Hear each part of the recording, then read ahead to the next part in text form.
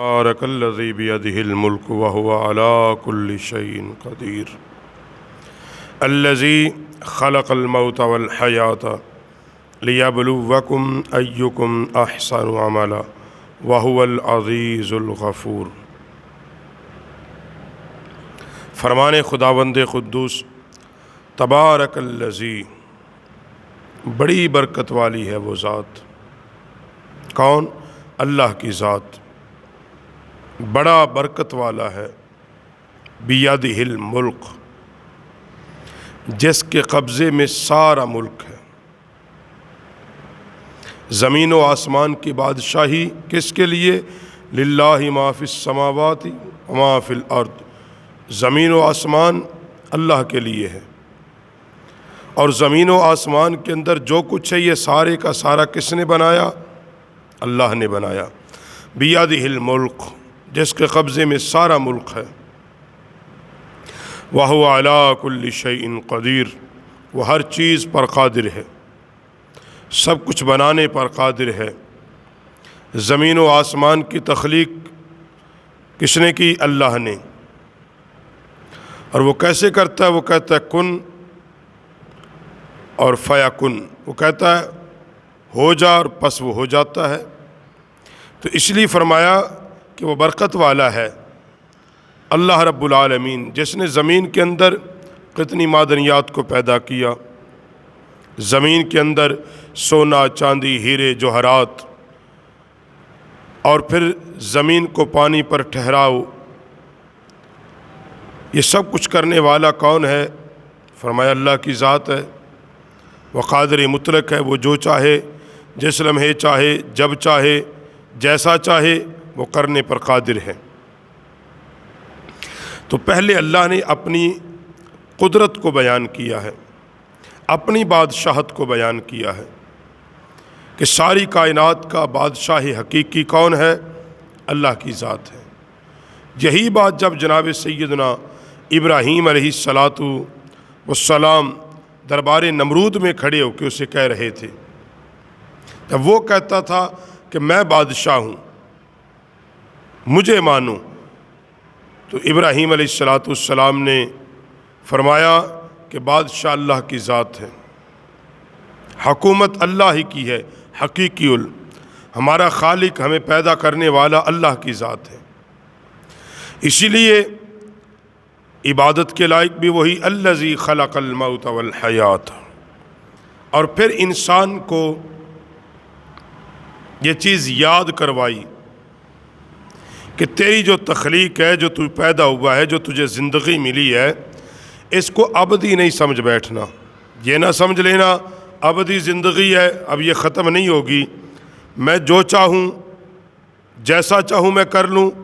فرمایا نہیں، الذی خلق الموت، جو تمہیں موت آتی ہے اس کو پیدا کرنے والا بھی اللہ ہے۔ اللہ نے موت کو بھی پیدا کیا، والحیات، اور زندگی پیدا کی، تمہیں زندگی دی، پھر تمہیں موت بھی آئے گی۔ وہی بات جو پہلے پارے میں ہے، ثم یمیتکم ثم یحییکم ثم الیہ ترجعون۔ پہلے تم مردہ تھے، تمہیں زندگی دی، پھر تمہیں موت آئے گی، پھر تمہیں زندہ کیا جائے گا، پھر قبروں سے اٹھایا جائے گا اور اللہ کے حضور پیش کر دیا جائے گا، اور پھر سزا و جزا کا معاملہ ہوگا۔ یہاں بھی فرمایا خلق الموت والحیات، موت اور زندگی پیدا کی۔ یہ کس لیے؟ یہ سارا معاملہ مالک کائنات نے کیا ہے کہ زندگی کی میعاد اور مدت ہے، پھر موت آ جائے گی۔ فرمایا اس لیے کہ لیبلوکم ایکم احسن عملا، اللہ تمہاری جانچ کرے، تمہیں دیکھ لے، احسن عملا، تم میں سے کس کا کام زیادہ اچھا ہے،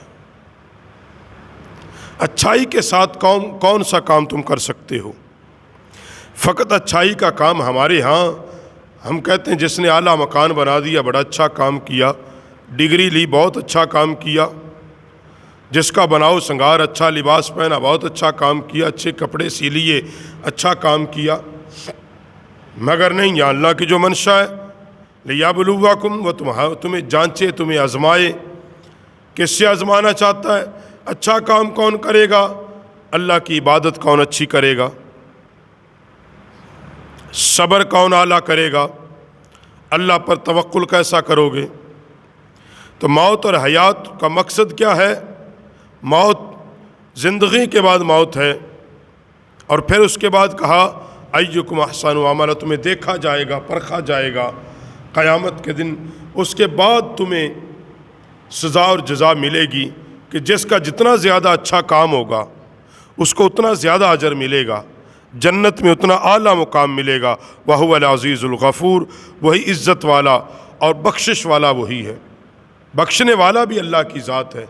تو اللہ نے یہاں اپنی قدرت کاملہ کو بھی بیان کیا ہے، جہاں انسان کی موت اور زندگی کو بیان کیا، وہاں اللہ نے اپنی قدرت کاملہ کو بھی بیان کیا کہ فرمایا وَهُوَ الْعَزِيزُ الْغَفُورُ، وہی اللہ ہے جو عزت والا ہے۔ ساری عزتیں کس کے لیے؟ للہ العزت، عزت تو ساری اللہ کے لیے ہے۔ اور بخشش والا کون ہے؟ بخشنے والا کون ہے؟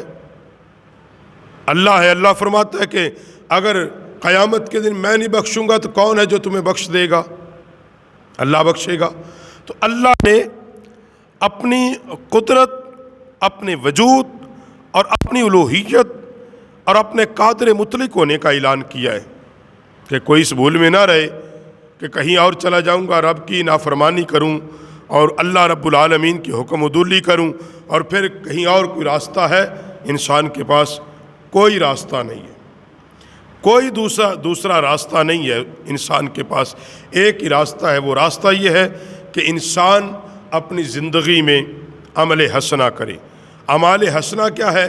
کہ اپنی زندگی کو اللہ اور اس کے رسول صلی اللہ علیہ وسلم کی اتباع اور ان کے حکم کی تابعداری میں گزار دے گا۔